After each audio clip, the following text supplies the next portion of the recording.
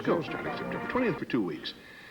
We were going to hold up a copy of her autobiography titled Alone with Me, but it is not in the building at this time. So we'll just hold up anything.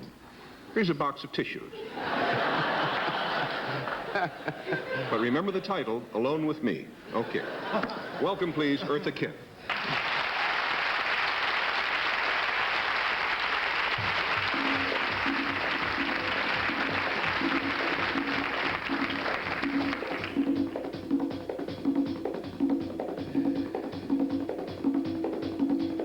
I met him at a party just a couple of years ago. He was rather over-hearty and ridiculous. But as I'd seen him on the screen, he cast a certain spell. I basked in his affection for just an hour or so. His manners were a fraction too meticulous. If he was real or not, I couldn't tell.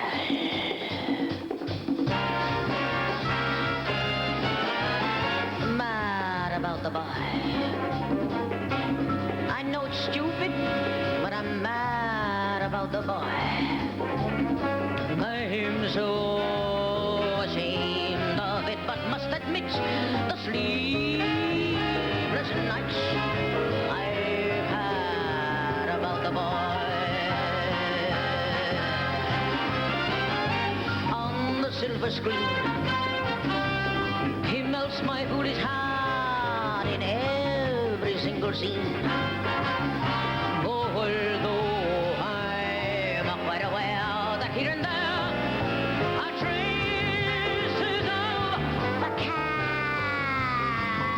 the boy.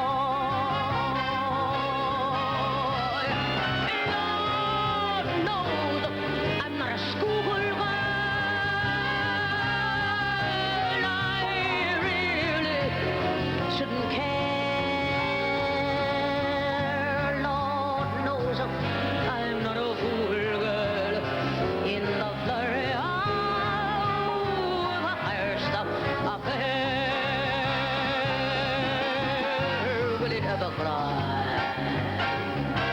The small diversity of misery and joy. I am feeling quite insane and out again, and all because I'm mad about the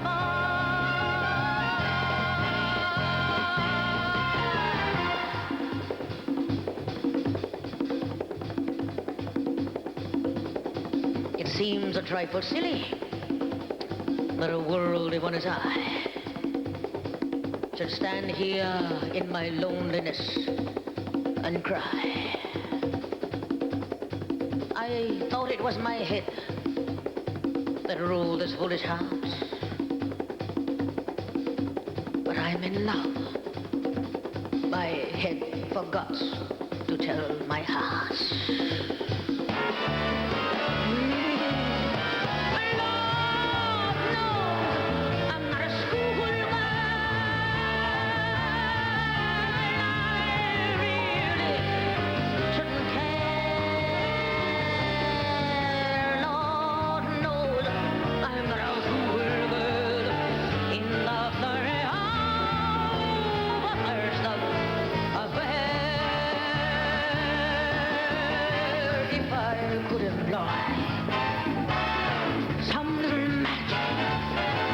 Would finally destroy this dream that pains me and it chains me, but I can't because I'm mad about the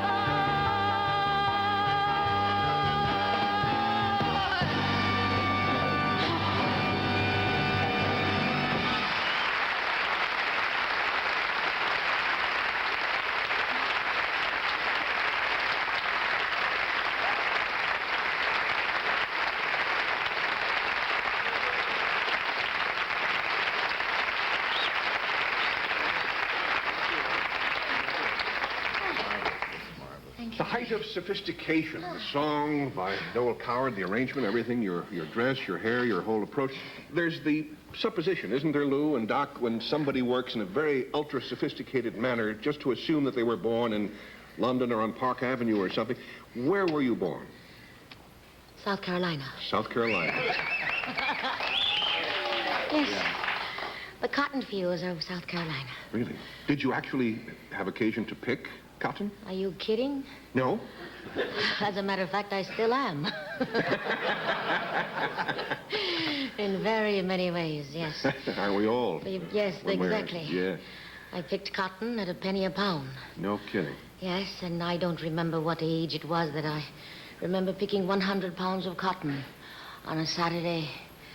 And they told me that it was excellent because even the strongest men very often could not do so. And you got $1 for that, huh? Yes, we got $1 for that. Little did you know that you'd be singing Noel Coward songs. And still earning $1 for that. How did you get out of the cotton fields? What was your first big What jump made out? you think I ever have? I'm sorry I'm teasing you, but my mother's aunt, who was living in New York, sent for me because she heard that, after my mother died, actually. And being born of different bloods, being part Cherokee, part black, and part white, nobody wanted you at that time. And as a result, my mother's aunt heard how I was being treated, being spat upon and not given food to eat, like so forth and so on, and being used as a mule horse. And she sent for me after my mother died and brought me to New York. It's remarkable to what extent, at least in large terms, stories of blacks who came out of that social background are similar. I'm doing a program which a number of people asked about at the moment on the PBS network called Meeting of Minds, and one of the guests we have on the show coming up in a few weeks is the black leader Frederick Douglass, who was a slave, as you know, as a child. And certain of the details of his story and some of his comments about them are remarkably similar to your own. A lot of people who were standing around watching you rehearse today, not a lot, but a couple of people mentioned the word comeback, but that's not correct. You've never been away, right? No, I never left America. I have no intentions of ever leaving America. And you've been working all along in the business. Yes, I've been working mostly in Europe, though. Oh, I see. But this is my country, and I refuse to allow the politicians, to the best of my ability, to take it away from me. You had some, you had to put up with some flack, I'll put it that way, because of some incident. Do you want to talk about it, or would you rather just forget it because it's in the past? No, I don't want to forget it, because I don't think that any of us can afford to forget incidents like that, experiences of that kind, because For the very young people who don't know what we're talking about, you want to just give them the details briefly? Yes, well, in 1968, I was asked to go to the White House, invited by President Johnson, Mrs. Johnson. And the invitation said, on the top of the invitation, it was, why is there so much juvenile delinquency in the streets of America? Now, the kind of work that I have been doing just by, through show business as well as through social work that I do still in Watts, and had been doing in New York and also in Washington. We got 5 areas of Washington cleaned up because there was areas that didn't even have hot water that were built in something like 1937, and people were living there with not even streets that are paved and very underprivileged. And this is like only 5 or 6 blocks in back of the White House itself. And because of the work that I had been doing at that time and am still doing, Hubert Humphrey heard about it through Congressman Puchinsky, because Congressman Puchinsky was the one who helped me get things like that done in Washington. I was then invited to give my opinions in the White House as to why there is so much juvenile delinquency in the streets of America. Now, in my dressing rooms all over the world, as well as in the United States, the boys who had fled the United States because they did not believe in our involvement in Vietnam had come to my dressing room and told me what their feelings were. And they had also said to me, Eartha, when you go back to America, please tell the American people that we are not the traitors. We love our country, but we want our country to do the right thing by all of us and not get involved in silly situations such as the Vietnamese War. Well, when the opportunity presented itself, such as this luncheon, I said to Mrs. Johnson, who asked me the question, why is there so much juvenile delinquency in the streets of America? And I put the question back to her. Do you not think it might have something to do with our involvement in Vietnam? Because our boys who feel right, in the right way, the Declaration of Independence, the Bill of Rights, and all of this, who have given us the right to speak our minds and tell the government what we ourselves would like to be treated as citizens of a country, particularly this country. I asked her, don't you think it might have something to do with Vietnam? Because our young boys feel that if they are good guys, they are the ones who are more apt to get the gun, to go out and shoot against their desire. We bring our children up with the 10 Commandments. Thou shalt not kill, thou shalt not steal, do unto others as you would have them to do unto you. And then they get to a point where they have to fly out on their own wings, and they have no choice. They are forced to do something against their will. And it was, according to my dossier, that I think is still in the White House, it says that 2 hours after I gave my little speech to Mrs. Johnson, that President Johnson picked up the telephone and called across the United States and said, I do not want to see that woman on the air. He sent the FBI after me to get something subversive, and they came back to him and said, she's a very clean American. She has never even been arrested. He was not satisfied with that. He sent the CIA to get something subversive. Have you sent for your CIA and FBI files? I have part of it through Jack Anderson, yes. Mm-hmm. But when the CIA could not find anything on me subversive, they came back with backyard gossip that it is rumored that she is a sex nymphomaniac. How about that? There have been times when that would get you booked into the White House very quickly. We'll be right back.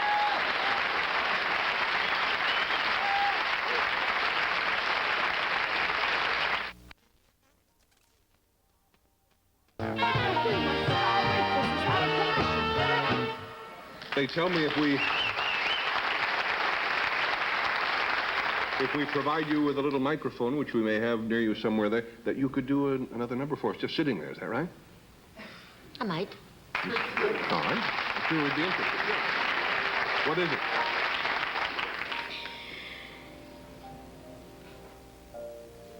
I think I would like to dedicate to the American citizens because we are very concerned about this kind of thing. Gee, but it's tough to be broke.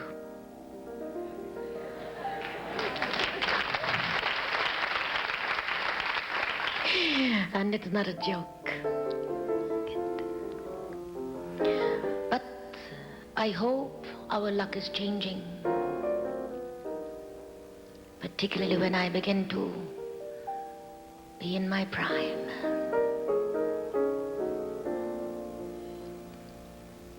I can't give you anything but love, baby. That's the only thing I've plenty of, baby. Dream a while, scheme a while. You're sure to find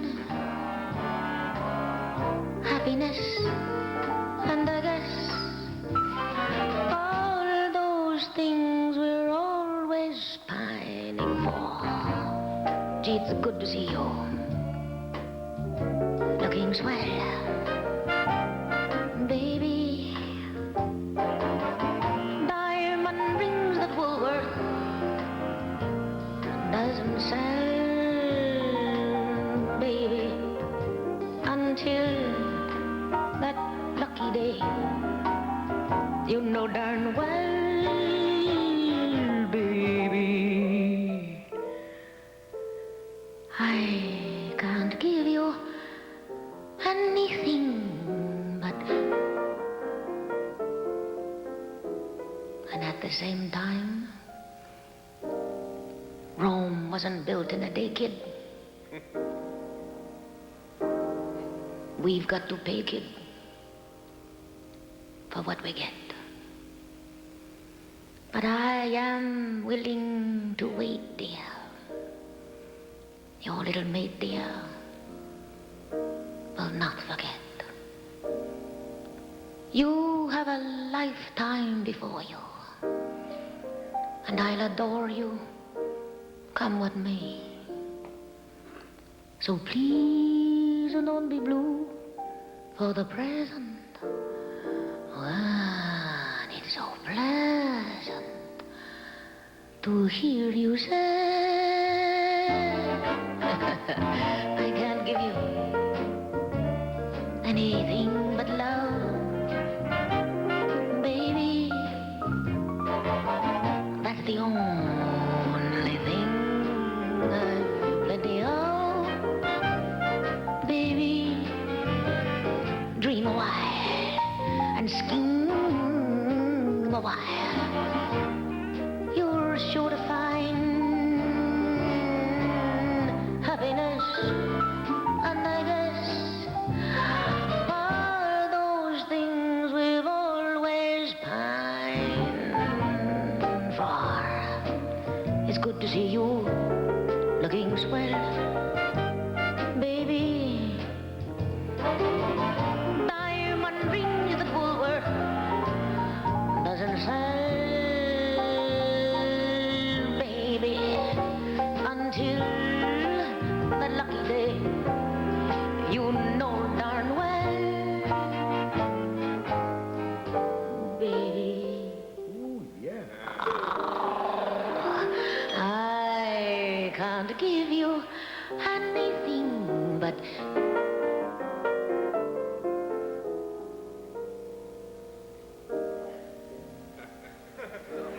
I can't give you anything but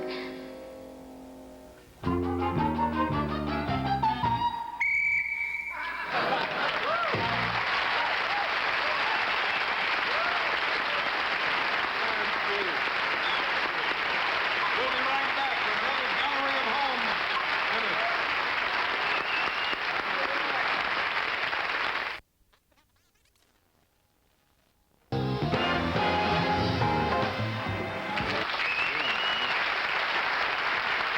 One of the all-time top television comedies was a show that featured our next guest as that lovable rascal, Bilko, Sergeant Bilko. He's back acting now and has several films out, as a matter of fact, very shortly. He stars, for example, in Chicken Chronicles, a theatrical film, and The Night They Took Miss Beautiful. Interesting title. That's a movie for NBC. Welcome, please, the very funny gentleman, Mr. Phil Silvers.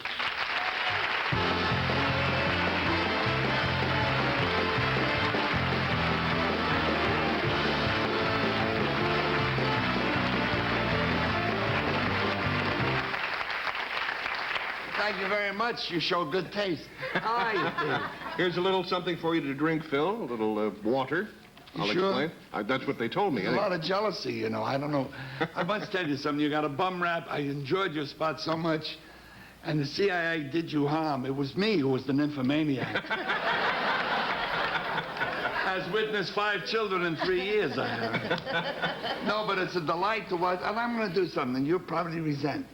You know, Steve is a real trooper. He's a last-minute thing. David Brenner, who we all love, who was so extremely talented, got ill suddenly. Nothing serious, a bad cold. Would you know that he knew about 15 minutes before the show he was going to do this? No. Could you tell? A real pro. You know,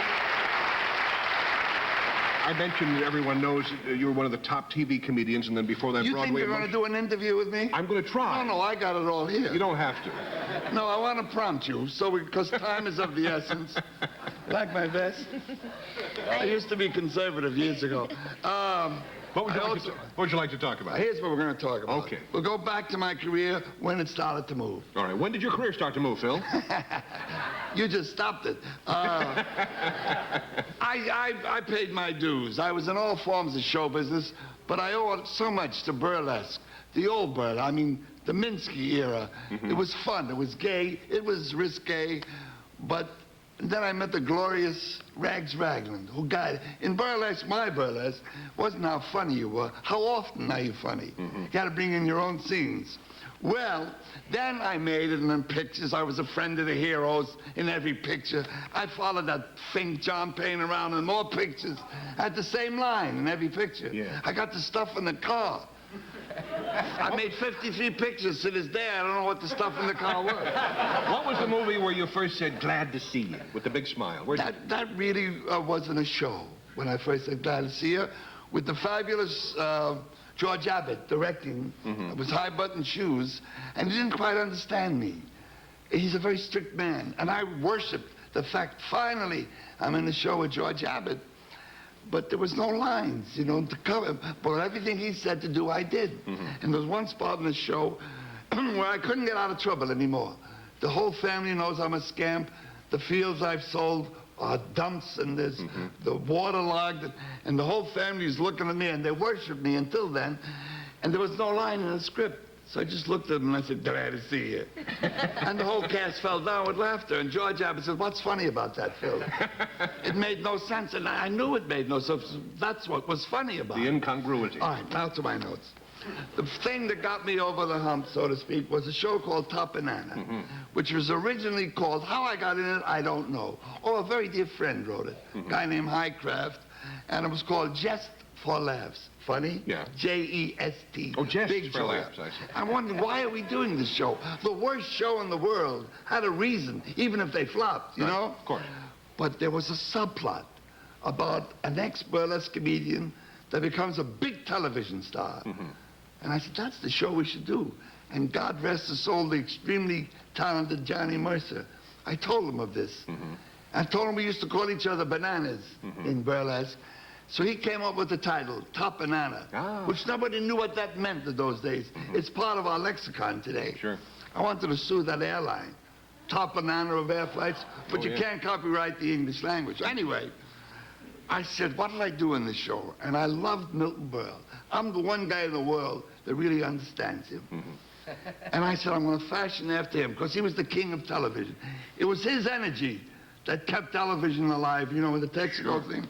I was going to fashion after him with the whistle that blew and the shoes and the, you know, Milton, he would feel a draft on the Sahara Desert, you know, with a towel around his neck. And I was going to do him. And then the publicity came out, Top Banana, nobody knew what it meant.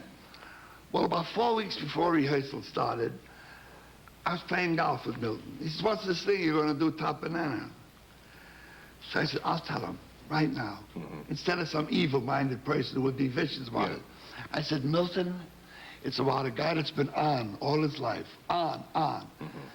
Since a little boy, if he had a girl, it was the girl bit. The laugh must come, even at the expense of the president. Laugh. His writers took his girl home because he went to another club to see another comedian. What chance did he have to progress in other areas? So that's what it's about. He says, Phil, I know guys just like that. He never assumed it was him, so I knew we couldn't hire him. And then Look magazine hired him to review the show, and when he saw it in Philadelphia, you recognized I can't tell you what he called me when he came in the dressing room, but he bought 2 units in the show, which made him a fortune, so That's it's okay. great. We'll be right back.